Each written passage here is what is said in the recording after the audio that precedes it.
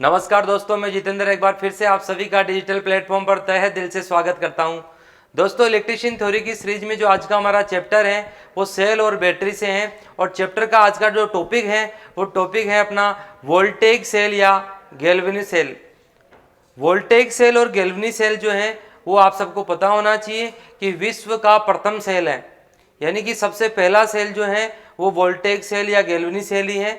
और एक ही सेल के जो हैं वो दो अलग अलग नाम हैं। इसी सेल को जो है आप वोल्टेज सेल कहते हो, और वोल्टेज सेल इसलिए कहते हो क्योंकि वैज्ञानिक जो है आपके पास में अलेसांद्रो वोल्टा या फिर एलेसेंड्रा वोल्टा दोनों ही नाम लिखे हुए होते हैं, तो इनके नाम के ऊपर रखा गया, इसलिए जो है इसका नाम जो है वो वोल्टेज सेल है। इसके अलावा आपको पता होना चाहिए कि लुई की गैल्वेनी जो है उनके नाम के ऊपर जो है ये कई बार लुइस गैल्वेनी भी लिखा हुआ होता है, तो इनके नाम पर जो है वो गैल्वेनी नाम पड़ा।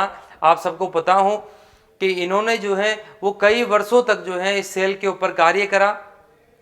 शुरुआती जो दिन थे जो सेल को बनाया गया था उसमें इन्होंने मेंढक जो है उसकी मांसपेशियों के उनके जो शरीर का जो द्रव था उसको इलेक्ट्रोलाइट के रूप में उन्होंने काम में लिया।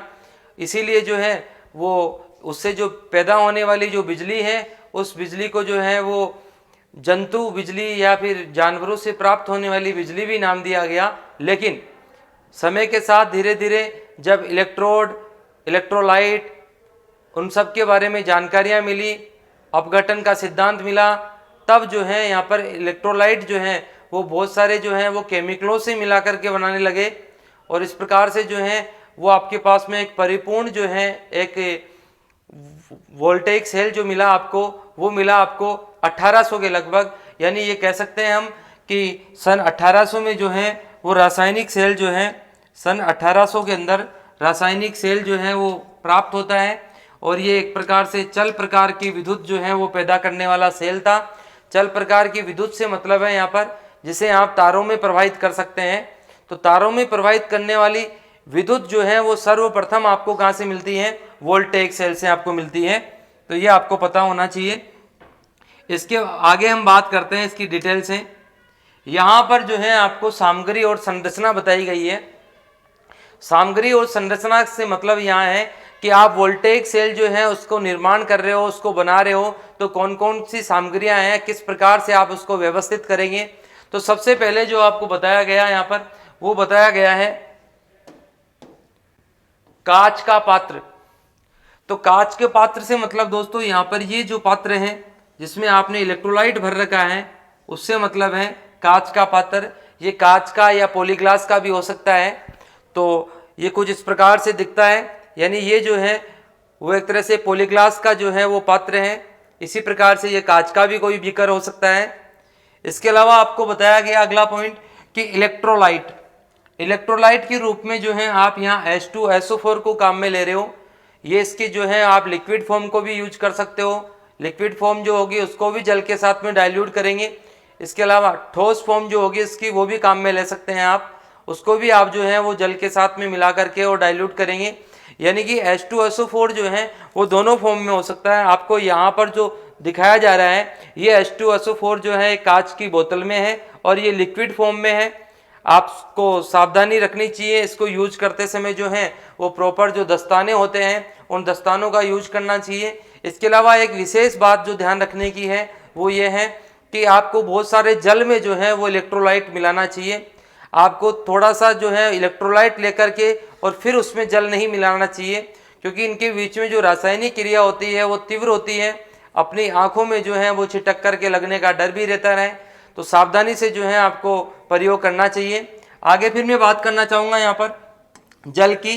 तो जल तो क्या है? एक विलायक पदार्थ है। साधारण जल जो है उसकी जगह आप आसुत जल ले सकते हो और उसको इलेक्ट्रोलाइट को जो है मिलाने के लिए, डाइल्यूट करने के लिए, उसको जो है वो अपघटित करने के लिए आप मोस्टली यूज करते हो। यानी कि ये जो H2SO4 है उसको जल में मिलाते हैं तो ये अपने आयनों में, धनायनों में और ऋणायनों में अलग अलग टूट जाता है, बट जाता है। इसीलिए आप जो है इसको जल के अंदर मिला रहे हो।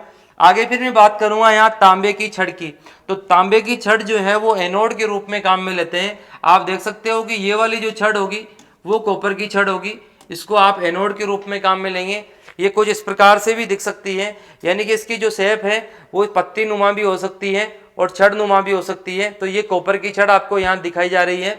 इसके अलावा हम बात करेंगे यहाँ जस्ते की छड़। जस्ते की छड़ जो है वो कैथोड के रूप में काम में ली जाती है। ये वाला जो छड़ है यहाँ पर, जिसको आप जेडन कह सकते हो, यानी कि ये जिंक की जस्ते की जो छड़ है, ये जस्ते की छड़ जो है कुछ इस प्रकार की आपको दिखाई देगी। ये जो है वो जस्ते की छड़ है, ये जस्ते की छड़ है, कुछ इस प्रकार से दिखाई देती है और इसको जो है आप कैथोड के रूप में काम में लेंगे। इसके अलावा बताया गया संयोजक तार और लोड। तो संयोजक तार जो है यहाँ पर क्या है दोस्तों, ये जो आपने जो छड़े यूज करी है इनके ऊपर ये जो तार ले रखे हैं, ये तार क्या है, संयोजक तार है। और लोड के रूप में जो है आप कोई एलईडी यूज कर सकते हो जो 1 वोल्टेज के लगभग काम करने वाला हो, या फिर जो है आप डायरेक्ट जो है मल्टीमीटर लगा करके या फिर कोई वोल्टमीटर लगा करके भी वोल्टेज जो है उसको आप ज्ञात कर सकते हो। यानी यहाँ पर आप लोड भी लगा सकते हो, इसके अलावा वोल्टमीटर लगा करके मल्टीमीटर की सहायता से डायरेक्ट वोल्टेज भी मापन कर सकते हो। तो दोस्तों कुछ इस प्रकार से जो है ये सामग्री जो थी उसको आपने ऐसे व्यवस्थित कर दिया, यानी कि एक तरह से ये सेल की आपके सामने जो है एक संरचना जो है वो बन जाती है। और आपको जो है ये चित्र हमेशा ध्यान रखना है। आगे फिर मैं बात करना चाहूंगा यहाँ पर कि ये सेल जो है वो किस प्रकार से कार्य कर रहा है। तो सेल जो है वो किस प्रकार से कार्य करता है, यहाँ पर ध्यान दें आप अच्छे से। H2SO4 जो है उसको आप ठोस रूप में मिलाते हो, किसके साथ में, जल के साथ में। तो जल के साथ घोलने पर आपको पता होना चाहिए कि H2SO4 जो था वो जल के साथ घुलने के बाद में धनायनों में और ऋणायनों में टूट जाता है। ये ऊपर इनकी संयोजकताएं लगाई हुई है, ये धनायनों में और ऋणायनों में क्या हो गया है, टूट गया है। 2H यानी कि ये हाइड्रोजन के रूप में टूट गया है और यहाँ SO4 जो है वो सल्फेट के रूप में टूट गया है। यानी कि धनायनों में ऋणायनों में आपने जो है वो जल में मिलाने पर क्या कर दिया है, उसको अपघटित कर दिया है। अब बात करते हैं आगे, एनोड व कैथोड से लोड जोड़ने पर, यानी कि ये आपका एनोड है और ये जो है आपका कैथोड है और इनके ऊपर जो है आप यहाँ पर लोड जोड़ सकते हो। ये RL आपने लगा दिया। आप सबको पता होना चाहिए कि जो इसके अंदर रासायनिक क्रियाएं होती हैं वो एनोड और कैथोड के ऊपर लोड जोड़ने पर ही होती है, क्योंकि लोड जोड़ने पर ही सर्किट पूरा होगा और सर्किट पूरा होने पर ही रासायनिक क्रियाएं जो होगी वो संपन्न होगी। तो यहाँ आप देख सकते हैं कि एनोड और कैथोड के ऊपर आपने लोड जोड़ दिया। सेल में निम्न 2 प्रकार की रासायनिक क्रियाएं अब होगी। इनमें जो है वो पहली जो रासायनिक क्रिया हो रही है कैथोड के ऊपर वो हो रही है Zn प्लस SO4। ये दोनों मिलकर के क्या बनाते हैं, ZnSO4 बनाते हैं। इसी प्रकार से एनोड के ऊपर जो है वो 2H और 2E मिलकर के और हाइड्रोजन गैस जो है उसको मुक्त करते हैं। तो ये वाली बात आप जो है यहाँ पर पढ़ते हैं कि एनोड के ऊपर और कैथोड के ऊपर जो है वो रासायनिक क्रियाएं कौन कौन सी कैसे कैसे संपन्न होगी, और अपन डिटेल से रासायनिक क्रिया को समझते हैं। यहाँ पर आपको रासायनिक क्रिया के बारे में और डिटेल से बताया गया है कि रासायनिक क्रियाओं के फलस्वरूप हाइड्रोजन गैस जो है वो मुक्त हो जाती है। आपको पता है अभी अभी आपने जो है एक फॉर्मूला पढ़ा है एनोड पर कि 2H प्लस 2E बराबर H, यानी कि हाइड्रोजन गैस जो है वो क्या हो रही है, एनोड के ऊपर मुक्त हो रही है। इसके अलावा आपको यहाँ पर बताया गया है कि विद्युत धारा का प्रभाव सेल के अंदर तो जो है वो जस्ते की छड़ से तांबे की छड़ की ओर होता है। यानी मैं कह सकता हूँ यहाँ पर कि ये जस्ते की छड़ है कैथोड वाली और ये है एनोड वाली कॉपर की छड़, ये जस्ते की छड़। तो अंदर जो है सेल के अंदर जो है वो आयनों का, इलेक्ट्रॉनों का जो फ्लो हो रहा है वो कैसे हो रहा है, कैथोड से एनोड की ओर, यानी कि नेगेटिव से पॉजिटिव की ओर अंदर की साइड में। अब बात करते हैं आगे कि बाहर तांबे की छड़ से जस्ते की छड़ की ओर होता है। यानी कि बाहर की बात कर रहे हैं तो आपने जैसे मान लीजिए ये लोड लगा दिया तो पॉजिटिव से जो है वो फ्लो जो हो रहा है इलेक्ट्रॉन्स का वो कैसे हो रहा है, नेगेटिव की ओर। तो इस प्रकार से बताया गया कि बाहर की साइड में जो है वो एनोड से कैथोड की ओर और अंदर की साइड में जो है वो कैथोड से एनोड की ओर जो है वो आयंस जो है वो चलते हैं। और यहाँ पर जो है आपको ये बात बता ही चुका हूँ कि H2SO4 जो है वो जल के साथ में मिलाने पर अपने धनायनों में और ऋणायनों में बढ़ जाता है। आप यहाँ पर और अच्छे से देख सकते हैं कि ये जो है वो कॉपर की छड़ है और इस कॉपर की छड़ के पास में आप देख सकते हैं कि ये जो ऋणायन है वो सब के सब यहाँ पर इकट्ठे हो गए हैं। इसी प्रकार से आप यहाँ पर देख सकते हैं कि जो ये टूट करके और जो ऋणायन हुए थे वो तो यहाँ पर आ ही गए हैं एनोड के ऊपर, क्योंकि एनोड क्या था, पॉजिटिव वाला, और इसी प्रकार से ये कैथोड जो है नेगेटिव वाला जो है उसके ऊपर आपके जो ये धनायन है यानी हाइड्रोजन वाले जो कण हैं ये इसके चारों ओर जो है ये सब जमा हो गए हैं।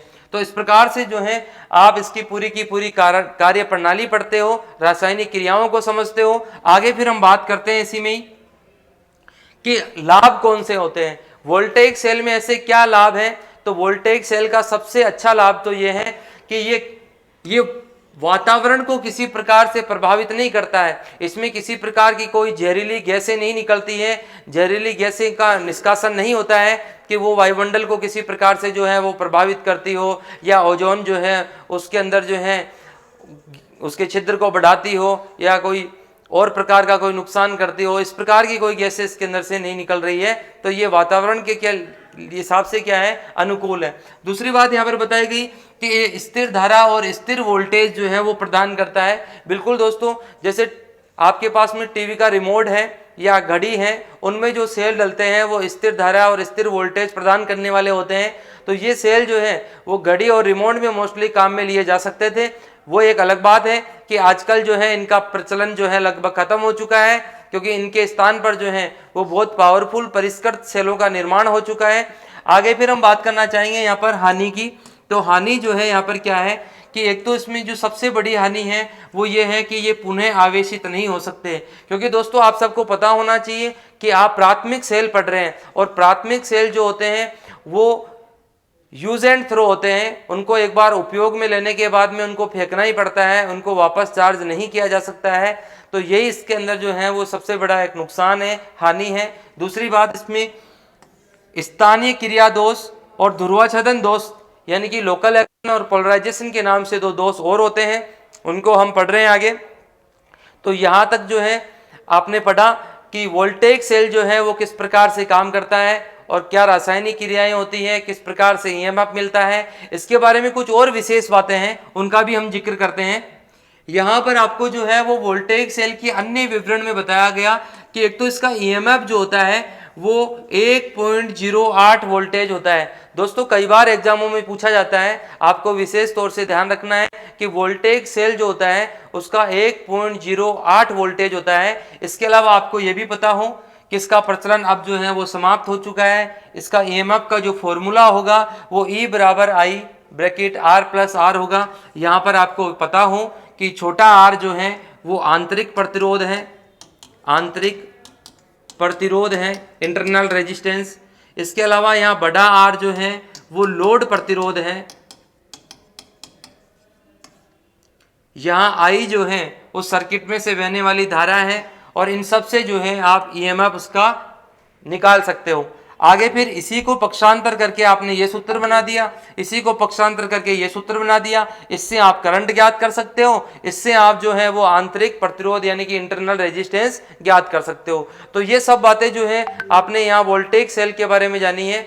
आगे भी अब जो आप जो है हमारे चैनल से जुड़े रहे, किसी ने चैनल सब्सक्राइब नहीं किया है तो प्लीज़ चैनल को सब्सक्राइब कर लें, और यहाँ जो है वो आई बटन पे इससे अगला वीडियो जो है वो ज़रूर आप देखें, क्योंकि वो जो होगा वो वोल्टेइक सेल के दोष से लेकर के होगा। वोल्टेइक सेल के जो दोष हैं उनमें अपन दो प्रकार के दोष पढ़ने वाले हैं, एक तो लोकल एक्शन और एक जो है वो पोलराइजेशन यानी कि स्थानीय क्रिया दोष और ध्रुवाच्छेदन दोष। धन्यवाद, जय हिंद।